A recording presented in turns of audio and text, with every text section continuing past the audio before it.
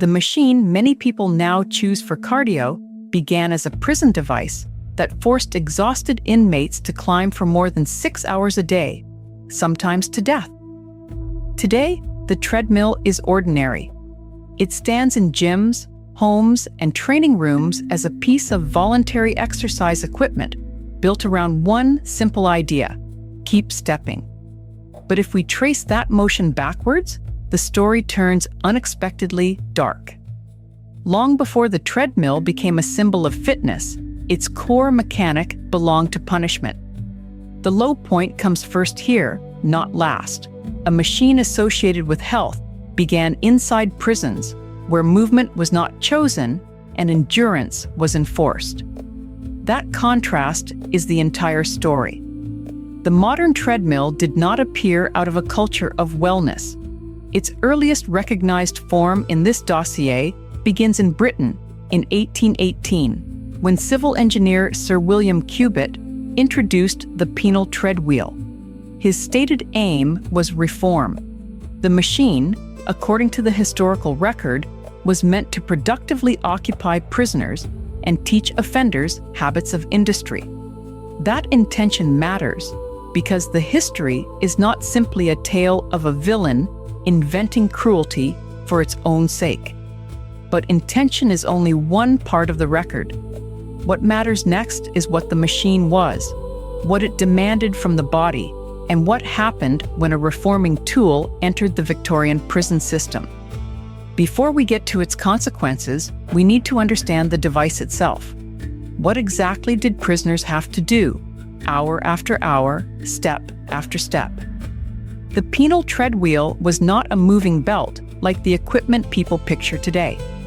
It was constructed as a large, hollow cylinder with steps on its exterior. Prisoners mounted those steps and were forced into a continuous climbing motion as the cylinder turned beneath them. Mechanically, it was simple. Physically, it was relentless. The person on it was not moving forward through space.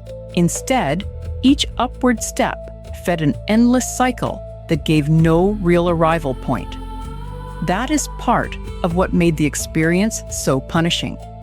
The body performed the same action again and again, with no destination except continuation. In some cases, treadmills were connected to productive machinery such as mills or water pumps. That at least allowed the labor to be framed as useful output. But many were completely detached from productive machinery. In those cases, prisoners were not even driving a practical industrial task. They were engaged in what became known as grinding the wind, expending effort against painful resistance for no purpose beyond the ordeal itself. That phrase captures a shift in the machine's meaning. A device introduced as a way to teach industry could, in practice, become labor stripped of product, motion stripped of progress. And once the wheel was placed inside a prison regime, Part 1, 6 hours upward. The question was no longer what the machine could do, but how long human beings could be made to do it. The answer, according to the historical record, was staggering. Prisoners spent over 6 hours a day on the treadmill. Over the course of that labor, they climbed the equivalent of 10,000 to 17,000 vertical feet. Those numbers are the heart of the treadmill's dark reputation, because they translate abstract punishment into bodily reality. This was not a brief burst of exertion. It was sustained, repetitive climbing on a machine designed to deny rest and deny progress at the same time. The consequences were severe. Sources in this dossier describe exhaustion, physical wear, and sometimes death. At that point, the penal treadwheel had clearly moved far beyond any narrow ideal of teaching discipline through work. Even if its introduction in 1818 was framed in terms of reform, the lived experience inside prisons could be catastrophic. The machine did not merely occupy time, it consumed the body. And because the action was so repetitive and so prolonged, its cruelty was inseparable from its design. Every feature of the device reinforced the same demand. Keep stepping, keep climbing, keep doing it long after fatigue had stopped being a warning and become the punishment itself. But this is where the story becomes even more disturbing. In some prisons, the suffering was not a side effect of useful labor. The labor had been emptied of usefulness altogether. Part 2. Grinding the wind.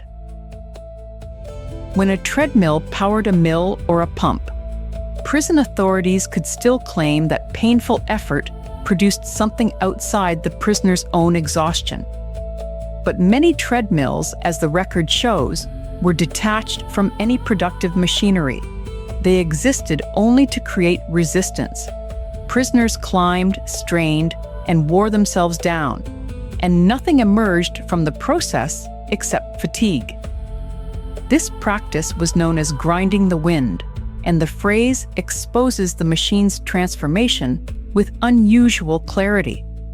A design introduced to teach habits of industry had become, in many cases, a technology of purposeless suffering. That distinction matters because it shows how institutions can alter the meaning of a machine without changing its basic mechanism. The same continuous stepping concept remained in place. What changed was the moral and practical frame around it. In theory, the treadwheel could be presented as labor. In practice, it could function as punishment intensified by monotony. Endless upward stepping without destination. Effort without output. Time converted into strain. By this point, the treadmill's place in the Victorian prison system had made it notorious. And yet, the machine persisted long enough to leave traces in the lives of named individuals. One of the most striking examples comes late in the century when a famous prisoner encountered the treadwheel. Part 3. Oscar Wilde on the machine. Not as an abstract symbol of hard labor, but as a near-fatal reality.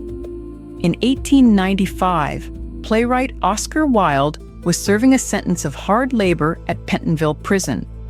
According to the BBC source in this dossier, he was nearly worked to death by a treadmill there. That single case does not stand in for every prisoner's experience, but it gives the history a human focus that is impossible to ignore. By the mid-1890s, the penal treadmill was no longer a new invention with uncertain consequences. Its effects were well established. 6-hour days, immense vertical equivalence, exhaustion, physical wear, and sometimes death. These were already part of the documented history. Wilde's near destruction on the machine shows how long that regime endured. It also reminds us that the treadmill's victims were not faceless components in a system. They were individuals with bodies that could break under repetitive, forced labor. His case has remained culturally memorable, but the broader point is not celebrity. The broader point is that a device introduced under the language of reform had become widely associated with inhumanity.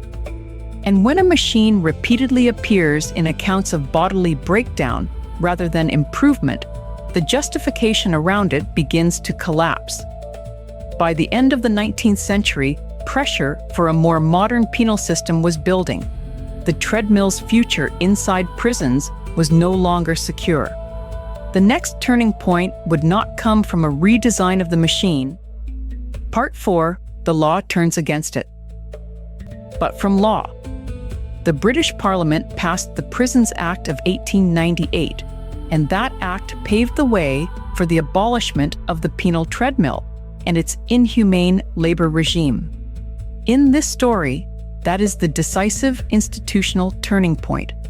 The machine had been introduced in 1818. For decades, it had shaped prison labor through a mechanism that demanded continuous climbing and delivered exhaustion, physical wear, and sometimes death. By 1898, Parliament moved in a different direction. The significance of that change is larger than the fate of one device. It marked recognition that this form of punishment belonged to an older regime that could no longer be defended in the same way. The abolishment did not erase what prisoners had already endured, and it did not make the treadwheel's history less brutal. But it did break the machine's official role inside British prisons. The treadmill, as a penal institution, was finished. At least one version of it was, because the underlying mechanic did not disappear with the law. The act removed the treadwheel from its prison context, but the basic idea of continuous stepping remained available to be understood differently. That raises the final and strangest question in this history. How does a machine once associated with coercion, Part 5, From Punishment to Cardio, survive its own disgrace?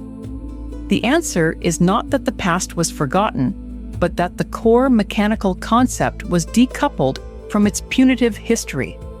According to the verified record in this dossier, that concept was later transformed into the voluntary cardiovascular training equipment used in the modern fitness industry. This is the comeback in mechanical terms, though not in moral ones.